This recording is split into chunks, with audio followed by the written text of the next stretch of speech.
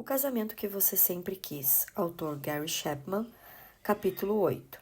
Deixar os pais e dar honra a eles. Lembro-me de uma conversa que tive com meu sogro certa vez antes de casar, contou um marido. Ele disse algo como: dê a ela uma vida tranquila, cuide dela. Ele não era muito bom para dar conselhos e agora já faleceu, mas suas palavras ficaram gravadas em minha mente, como um compromisso. Quando me casei, minha sogra sempre me irritava, relatou a esposa daquele homem. Eu me queixava muito com meu marido, que para mérito seu sempre me apoiava. Ao mesmo tempo, eu via como ele e a mãe eram chegados e não queria destruir isso. Conforme ela ia envelhecendo, comecei a pensar sobre o que significa honrar pais e sogros. É um mandamento, não uma opção, embora às vezes ela ainda me irrite. Para o bem ou para o mal, nossos pais e sogros fazem parte de nossas vidas de maneira íntima e indissociável. Mas seja no caso de recém-casados ou de cônjuges há muito tempo juntos, de que forma pais e sogros devem fazer parte da nossa vida? Precisamos uns dos outros. Um casal jovem precisa do carinho e da sabedoria de vida que surge a partir de um relacionamento saudável com os pais de ambos, que, por sua vez, precisam do carinho e da companhia, e talvez de netos, dos jovens cônjuges. A vida é curta demais para viver na base de brigas familiares. Se houver conflitos no relacionamento, os princípios de confissão e perdão discutidos no capítulo 2 se aplicam aos sogros, assim como aos parceiros do casamento. Não precisamos concordar um com o outro para termos um relacionamento saudável, mas a amargura e o ressentimento são sempre errados. Efésios, capítulo 4, versículo 31. A liberdade e o respeito mútuo devem ser os principais norteadores para os pais e seus filhos casados. Que diretrizes a Bíblia dá para os relacionamentos entre cônjuges e seus sogros? Como o casal deve reagir às ideias, sugestões e necessidades dos pais? O que podemos fazer quando vemos os pais destruindo a unidade conjugal? Se é genuína a nossa disposição de seguir os padrões bíblicos em nossos relacionamentos com os sogros, dois princípios devem ser mantidos em equilíbrio: uma nova devoção e a honra contínua. Deixar os pais. Em Gênesis 2:24 lemos: por esta razão, o homem deixará pai e mãe e se unirá à sua mulher, e eles se tornarão uma só carne. Este princípio é repetido em Efésios 5:31. O padrão de Deus para o casamento envolve deixar os pais e unir-se ao parceiro. O casamento envolve uma mudança de fidelidade. Antes do casamento, a devoção da pessoa é aos pais, mas depois muda para o cônjuge. Isso é o que os psicólogos chamam cortar os laços psicológicos. A pessoa não se apoia mais nos pais, mas em seu cônjuge. Se houver um conflito de interesses entre a esposa e a mãe do marido, ele deve ficar ao lado da esposa. Isso não significa que a mãe não deva ser tratada com carinho. Este é o segundo princípio que discutiremos daqui a pouco. O princípio da separação dos pais é, porém, extremamente importante. Nenhum casal alcançará seu pleno potencial no casamento sem essa separação psicológica dos pais. O que este princípio significa em termos práticos? Creio que ele propõe o estabelecimento de uma vida separada para o novo casal.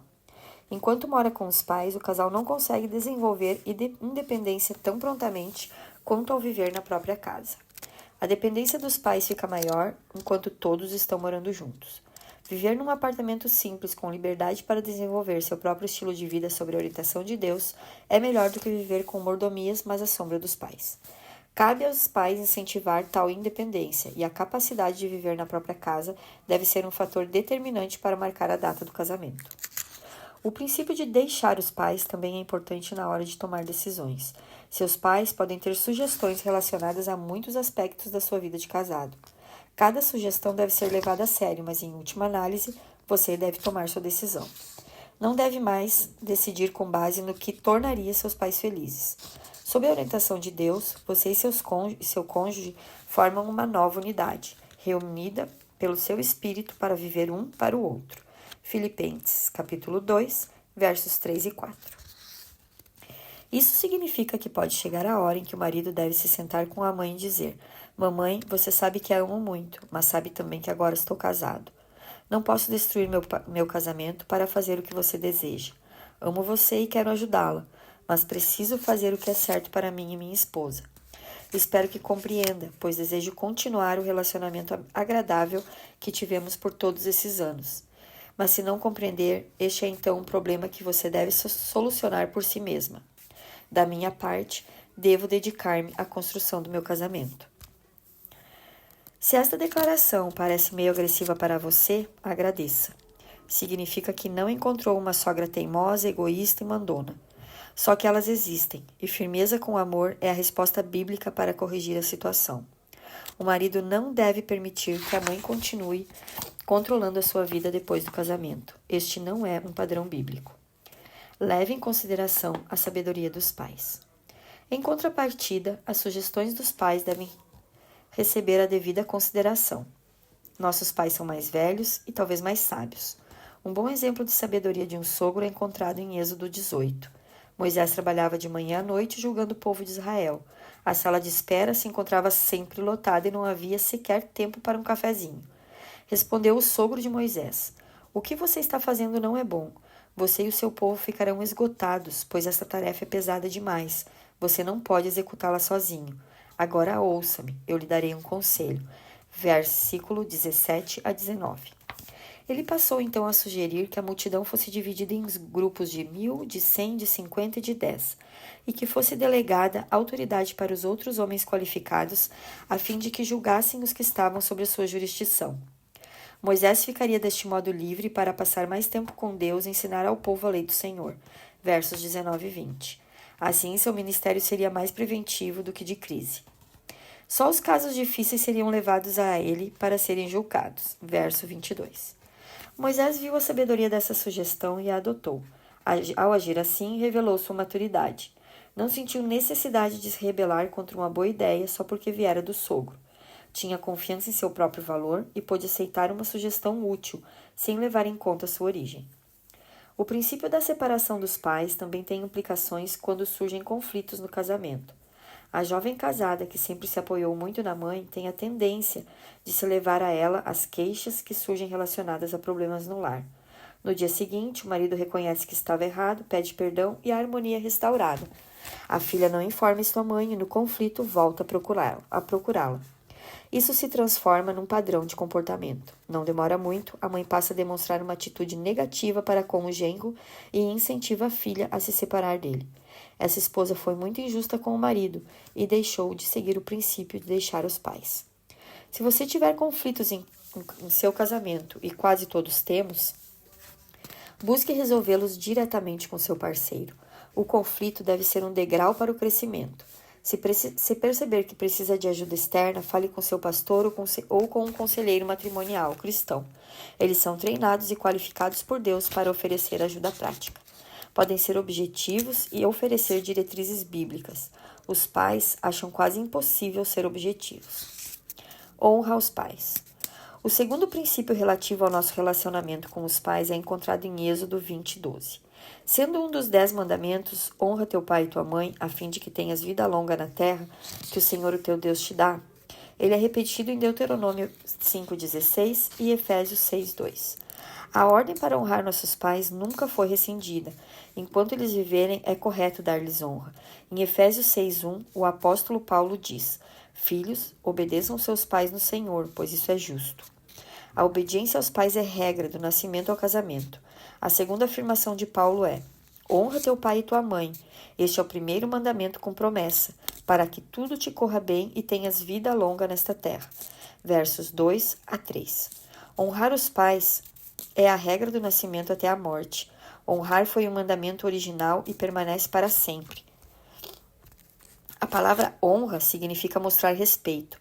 Ela envolve tratar a pessoa com gentileza e dignidade. Nem todos os pais, infelizmente, levam vidas respeitáveis. Seus atos talvez não sejam dignos, mas por terem sido feitos à imagem de Deus, são dignos de honra. Você pode respeitá-los pela sua humanidade e por sua condição de pais, mesmo quando não puder respeitar suas ações. É sempre certo honrar seus pais e os do seu cônjuge. Deixar os pais por ocasião do casamento não elimina a responsabilidade de honrar a eles. Como esta honra se expressa na vida diária? Você lhes dá honra em atos práticos, tais como visitas, telefonemas, cartas, por meio dos quais comunica que continua a amá-los e que quer partilhar sua vida com eles. Deixar nunca deve ser interpretado como desertar. O contato regular é essencial para honrar os pais. Deixar de se comunicar com eles é como dizer: não me importo mais com vocês. É necessário ir mais além no que diz respeito à comunicação com os pais. Tanto aos do marido quanto aos da esposa deve ser concedido constantemente tratamento igual. Lembre-se, pois em Deus não há parcialidade. Romanos, capítulo 2, verso 11. Devamos seguir o seu exemplo. Na prática, isso significa que nossas cartas, telefonemas e visitas devem indicar nosso compromisso com o princípio da igualdade. Se os pais deles recebem um telefonema por mês, os pais dela também devem receber. Se os pais dela recebem uma carta ou e-mail uma vez por semana, o mesmo deve acontecer com os pais dele. O casal também deve procurar ser imparcial em visitas, jantares e férias. As situações mais difíceis geralmente acontecem nas épocas de feriados. A mãe da esposa quer que o casal passe com ela a véspera do Natal. A mãe do marido deseja que o filho e a nora jantem com eles no dia de Natal. Isso pode ser possível se morarem na mesma cidade, mas quando moram a muitos quilômetros de distância, passa a ser impossível. A solução deve se basear no princípio da igualdade. Isso pode significar Natal com os pais do marido num ano e com os da esposa no ano seguinte. Honrar implica também falar bondosamente com os pais e os sogros. Paulo adverte: não repreenda asperamente o homem idoso, mas exorte-o como se ele fosse seu pai. 1 Timóteo, capítulo 5, verso 1. Devemos ser compreensivos e mostrar solidariedade. A verdade deve ser dita, mas sempre em amor. Efésios 4, 15. O mandamento de Efésios, capítulo 4, 31 e 32, deve ser levado a sério em nosso relacionamento com os pais. Livrem-se de toda amargura, indignação e ira, gritaria e calúnia, bem como de toda maldade. Sejam bondosos e compassivos uns para com os outros, perdoando-se mutuamente, assim como Deus os perdoou em Cristo. Outra implicação de honra que deve ser aplicada aos pais é descrita em 1 Timóteo 5,4. Mas se uma viúva tem filhos ou netos, que estes aprendam primeiramente a colocar a sua religião em prática, cuidando de sua própria família e retribuindo o bem recebido de seus pais e avós, pois isso agrada a Deus. Quando éramos jovens, nossos pais satisfaziam as nossas necessidades materiais. À medida que envelhecem, podemos fazer o mesmo por eles. Se e quando for necessário, devemos aceitar a responsabilidade de cuidar das necessidades físicas de nossos pais. Falhar nessa responsabilidade é negar nossa fé em Cristo. 1 Timóteo 5, 8. Pelas nossas ações mostramos nossa fé em Cristo e honramos nossos pais. Se eu pudesse fazer mais algumas sugestões práticas, gostaria de aconselhar você a aceitar seus sogros como são. Não ache que cabe a você mudá-los. Se não forem cristãos, deve certamente orar por eles e buscar oportunidades para apresentar-lhes Cristo, mas não tente ajustá-los ao seu molde. Você espera que eles lhe deem independência para construir seu casamento. Ofereça a eles o mesmo. Não fale mal de seus sogros para seu cônjuge. A responsabilidade dele é dar honra aos pais. Quando você os critica, torna mais difícil para eles seguir este padrão. Quando seu cônjuge criticar os defeitos de seus próprios pais, cite as qualidades dele. Enfatize as qualidades positivas e incentive-o a honrar os pais. A Bíblia dá alguns exemplos belíssimos de relacionamentos sábios entre cônjuges e sogros. Moisés tinha uma relação tão profunda com Jetro, seu sogro, que quando o informou do chamado de Deus para deixar Midian e guiar os israelitas para fora do Egito, Jetro disse: vá em paz. Êxodo 4:18. Mais tarde, depois do sucesso da aventura de Moisés, seu sogro foi vê-lo. Então Moisés saiu ao encontro do sogro, curvou-se e beijou-o. Trocaram saudações e depois entraram na tenda. Êxodo 18:7. Foi nesta visita que Jetro deu a Moisés o conselho que discutimos antes. O fato de ele aceitar a sugestão do sogro mostra algo a respeito da natureza do relacionamento entre os dois. Ruth e Noemi servem de exemplo de devoção de uma nora à sua sogra, depois da morte do marido de ambas. Jesus realizou um de seus milagres com a sogra de Pedro, e ela, por sua vez, serviu a Jesus. Mateus, capítulo 8, versos 14 e 15. Liberdade e harmonia são os ideais bíblicos para os relacionamentos com os pais. O trem da vontade de Deus para o casamento deve correr nos trilhos paralelos da separação dos pais e da dedicação a eles. Uma palavra aos pais. E se você que está lendo esse livro tiver um genro ou uma nora, peço que relembre a cena do casamento de seu filho ou filha. As coisas acontecerão mais ou menos assim. Declaro vocês marido e mulher, pronuncia o pastor. O novo casal está radiante e os noivos só têm olhos um para o outro. Sentados na parte da frente da igreja, vocês, os pais, derramam uma lágrima ou mesmo choram abertamente. Foi para isso que vocês trabalharam. Desde o momento do nascimento deles até o casamento, vocês estiveram treinando seus filhos para a independência. De fato, antes de seus filhos casarem, vocês os treinaram para se firmarem sobre seus próprios pés e agirem como pessoas maduras sob a orientação de Deus. Vocês nos ensinaram a cozinhar, lavar pratos, arrumar cama, comprar roupas, poupar dinheiro e tomar decisões responsáveis. Vocês nos ensinaram a ter respeito pela autoridade e o valor ao ser humano. Em resumo, você e seu cônjuge procuraram levá-los à maturidade. Agora, quando seu filho e sua filha estão casando, o treinamento termina e o casal pode tirar proveito de sua independência. Espero que vocês os tenham ajudado a mudar de um estado de completa dependência quando crianças a total independência como recém-casados. A partir deste ponto, seu cônjuge e você devem considerá-los adultos que irão determinar seu próprio curso de vida para o bem ou para o mal. Na qualidade de pais, vocês não devem mais impor sua vontade sobre eles, mas respeitá-los como iguais. Qual é então nosso papel como sogros? O envolvimento dos pais na vida dos recém-casados mudou desde os tempos em que os jovens se casavam logo depois de terminar o ensino médio ou durante a faculdade. Hoje, a idade para o casamento costuma ser lá pela casa dos 20 e poucos anos. Em geral, o novo casal já está vivendo às próprias custas, à distância. Os pais, alguns casados, outros não, estão ocupados com suas vidas e carreiras, e é mais provável que não desejem interferir na vida dos filhos crescidos. Ou será que desejam? Algumas coisas não mudam nunca. Todo pai deseja que seus meninos crescidos tenham um bom começo. Beneficiados pela longa experiência e por alguma sabedoria, ao menos é isso que se espera, desejamos transmitir bons conselhos ou, no mínimo, ajudar nossos filhos a evitar que cometam os mesmos erros que nós lamentavelmente cometemos. Com certeza, os pais devem se sentir à vontade para aconselhar o jovem casal. Sempre é melhor esperar até que eles peçam conselho. Mesmo assim, os pais não devem forçar suas opiniões sobre o casal. Dê sugestões caso peçam ou se achar que deve, mas depois recue e permita que eles tenham liberdade para tomar suas próprias decisões. Mais importante, não expresse ressentimento se não seguirem as suas instruções. Dê a eles a vantagem de sua sabedoria e também a liberdade para cometerem erros sozinhos.